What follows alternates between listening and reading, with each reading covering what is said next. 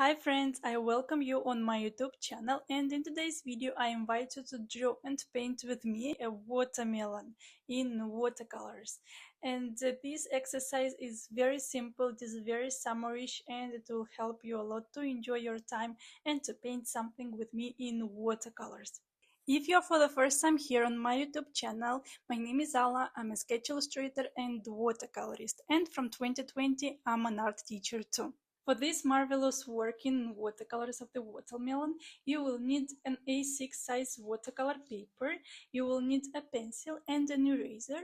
You will also need the watercolors. I will be using my 36 pens watercolors White Nights. If you have a palette with less colors, don't worry, we won't need so many colors to use in this work. As well, you will need a paintbrush. I will be using my paintbrush Nova Synthetics number 4.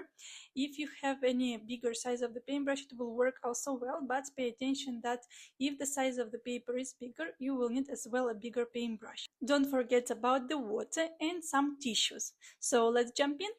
We start with sketching the watermelon slice. We just do a simple sketch, nothing difficult, like a simple triangle and a circled form by the end. As well, we create a perspective view that we have a slice not in 2D but in 3D, 3 dimensions.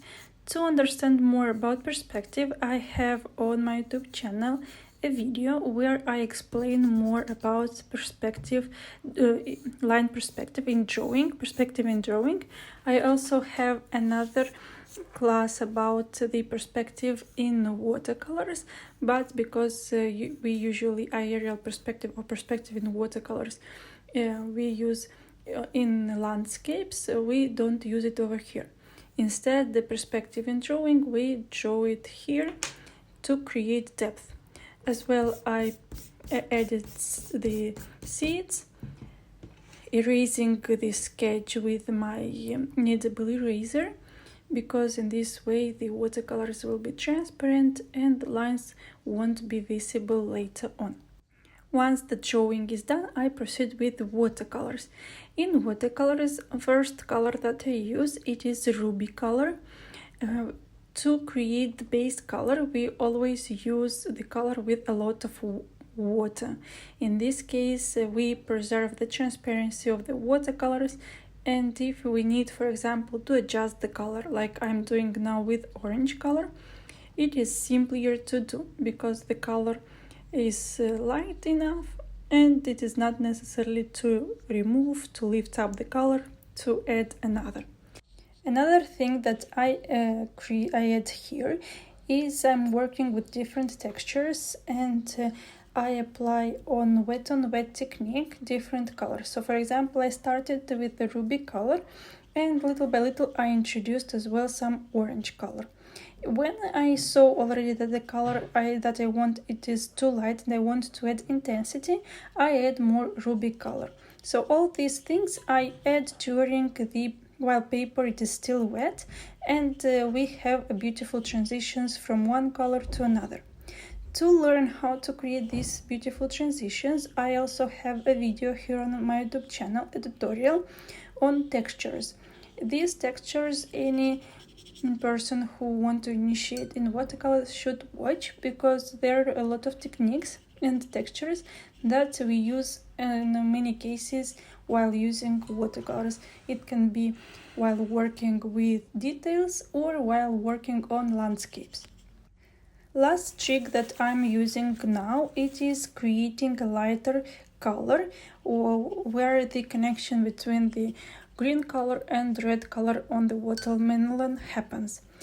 To create this transition, I just add a lot of water and create the transitions from the darker color to a lighter color. Because I see that the paper starts to dry and my colors becomes lighter than I expected, I start to add more intensity in color. I could use a ruby color, but I thought that it would be great to add some cadmium red because it is more intense and will create more contrast to our work. This is why I'm adding more intensity in color, but with cadmium red. It is up to you which color you want to adjust or to add to your watermelon. To create depth and darker color of the red, you can use the violet color to create some darker shapes, or as I used earlier, you have seen, I used English red. English red is perfect to create these differences between lighter red color and darker red color. I haven't mentioned, but another thing that I did, I left white spaces while painting the red color. I left it for the seeds. The idea, even if the seeds are in black color, I want to create some highlights and we need to leave some white spaces. If you want, you can just apply all the color on the whole surface and later on to use the black color wherever it is needed. For example, here within the red colors I also used carmine and I used English red. Let's proceed with the green part. For the green part, as the base color, I use olive green, which is a warm and very light color. Later on, I will add more cooler colors and darker colors. For example, I just want to create more contrast and I use yellowish green.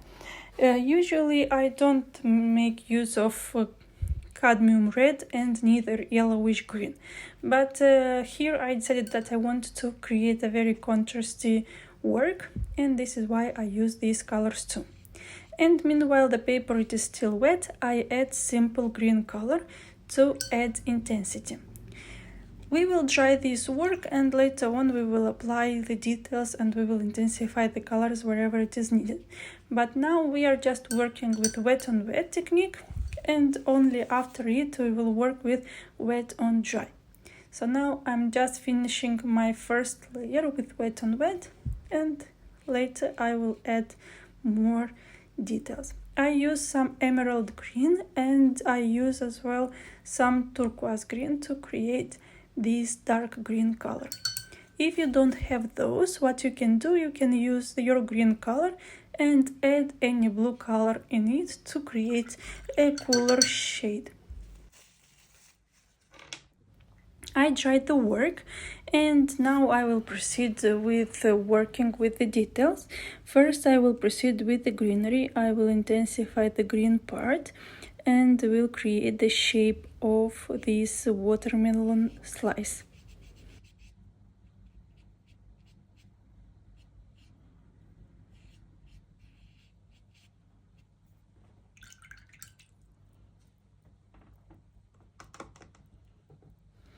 With cadmium red, I decided to intensify the color and to add some more detail. Sorry, with English red. With black color, use whatever color you have or the stronger color you have. On your palette, I paint these seeds, and as I mentioned earlier, I leave some white spaces for the highlight. In this way to create the transition from a highlight to a darker shade and create the seeds one by one. Some of the seeds I will paint straight away on the red part, part of the slice, but mainly all of those I will paint on the white space because I left those specifically for this, and little by little I paint everything.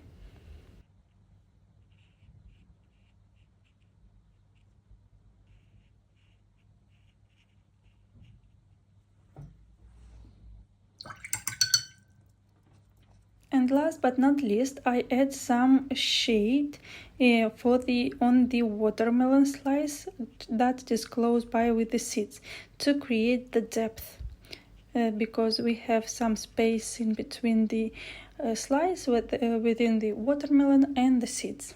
If you want to, you can leave the color as it was earlier. If you want to, you can follow along and create this depth with me. Our work is done. If you feel like you need to add some details, add those. Dear friends, I hope you enjoyed the process of drawing and painting the watermelon with me. If you have any questions, please leave in the comments down below. I will be happy to answer all of your questions. As well, I invite you to follow along my Instagram. There you can find a lot of new interesting information and a lot of information about the upcoming courses that I will be launching with you. As well, you can share there your work on Instagram and tag me. I will share your works on my stories and will give you feedback on your works. I also invite you to subscribe to my channel because in the next video we will be drawing and painting these beautiful bananas in watercolors. This is a new exercise and it will help you to understand more about mixing colors and how to work with wet on wet technique and wet on dry techniques. And if you're for the first time here on my YouTube channel, I also invite you to watch other tutorials with me and to paint more in watercolors. But if you want only to listen and to understand more with watercolors, I also have a lot of interesting options for you where I share tricks and tips on how to initiate in watercolors. So thank you for watching and till next time, bye!